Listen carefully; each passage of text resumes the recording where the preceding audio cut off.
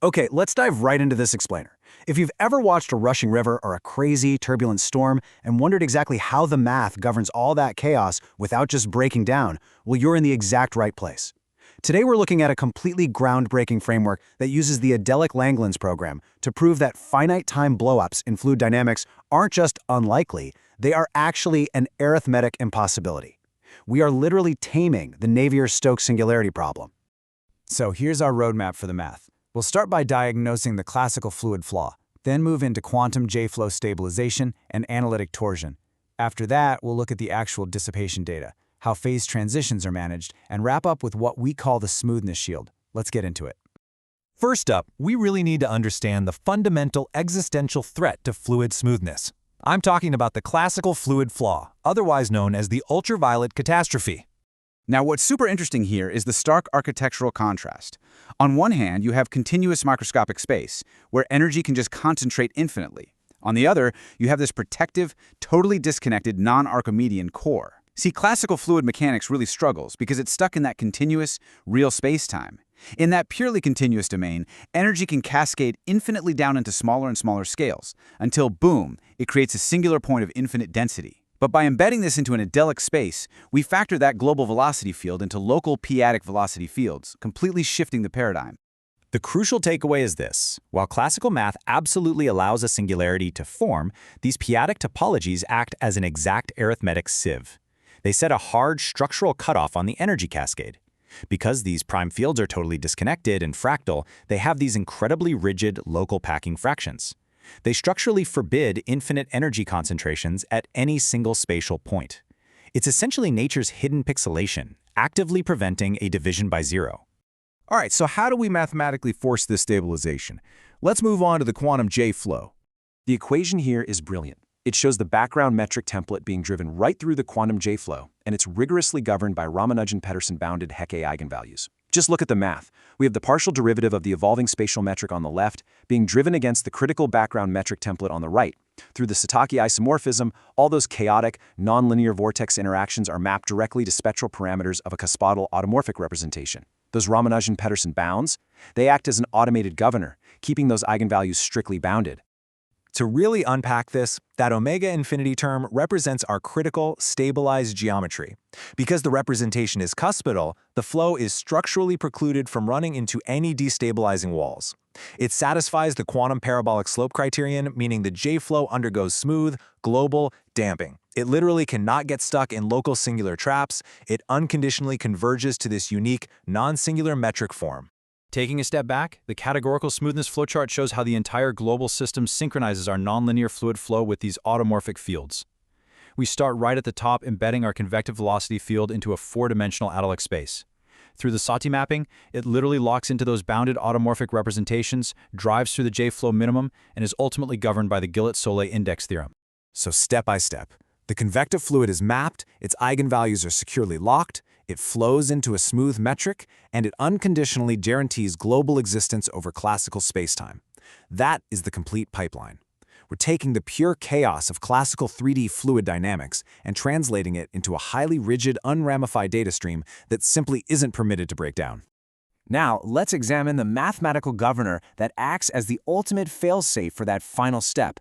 We're talking about analytic torsion. Looking at this formula, the analytic torsion, denoted here as tog, is mapped directly to the log determinant of the Navier-Stokes transfer operator, and it acts as a highly precise geometric energy sensor. When the Gillet-Soulé arithmetic index theorem evaluates the J-flow, this torsion profile is what keeps everything perfectly in check. The Navier-Stokes transfer operator handles both the nonlinear convective terms and the viscous dissipation, so its log determinant perfectly gauges the topological state of the entire fluid. The real-world consequence of this is massive. If a singularity even attempted to form, this equation mathematically forces the fluid energy to remain uniformly distributed, entirely blocking the blowup. Think about it. If a physical shockwave tried to form at infinity, the global Arykolov height of the arithmetic variety would mathematically explode. But since the J-flow already guaranteed a smooth metric, it topologically vetoes this height explosion. The energy literally has no choice but to stay uniform. So what do the mechanics of this dissipation actually look like? Let's check out the numerical tracking data. This fractional derivative operator equation reveals exactly how energy cascades into infinitely smaller spatial shells right before it hits a hard arithmetic viscous cutoff. Notice that exponential decay term with the p to the 2i? That p-adic scale factor represents the microscopic spatial coordinates. As kinetic energy tries to cascade deeper and deeper into higher shell indices, the dissipation factor instantly suppresses it. It's modulated directly by local Hecke eigenvalues acting as arithmetic viscosity modifiers. Graphically, it's a thing of beauty. The joint Adelic energy curve decays smoothly and monotonically, proving that the arithmetic lattice completely absorbs those shocks right into a stable, semi-classical attractor zone. This is visual proof of unconditional smoothness. No sudden chaotic upward spikes. The ultraviolet shocks injected into the fluid are just caught by the non-vanishing packing fractions of those prime channels and smoothed out completely. And when we dive into the simulation numbers, the dual prime seesaw calibration balances perfectly. It proves that the cross-coupled total energy strictly stabilizes. Sure, the 2-adic and 3-adic energy channels dissipate at slightly different rates because of their specific prime field lacing weights, but globally, their product, which represents that joint adelic energy floor, descends seamlessly to a perfectly stabilized plateau. Okay, but how does this framework manage chaotic turbulence without just breaking down? That brings us to phase transitions. Instead of blowing up, an extreme fluid crossing a destabilizing threshold triggers the Kontsevich-Soibelman formula. This cleanly fractures the energy into stable, p-adic quantum data packets. As the Reynolds number cranks up, you hit a wall in what's known as the Bridgeland stability landscape. Now, in a purely continuous world, that's just chaotic shearing, but structurally, it undergoes a quantum Harder-Nares-Simon splitting. The fluid sheaf decomposes into a beautiful, canonical sequence of stable, localized eddy components. To actually model this phase transition, this equation shifts the coupling parameter and uses the quantum Drinfeld-Sokolov reduction to map these localized fractured eddies directly onto 2D conformal blocks. Check out the Virasoro generators of the fluid loop space.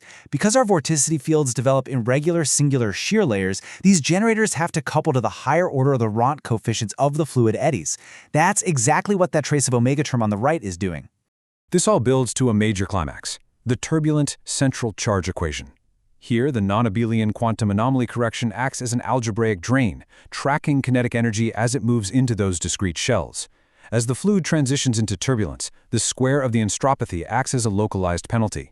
It systematically drains the central charge away from the unramified laminar background, perfectly tracking the energy cascading into those small-scale p-adic shells.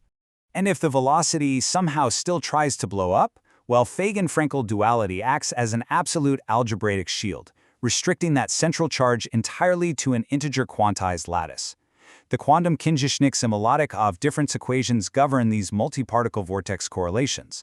So through this duality, even if a highly turbulent state tries to drive the central charge to negative infinity, it is mathematically blocked. It is forced to lock into unitary streams within the lattice.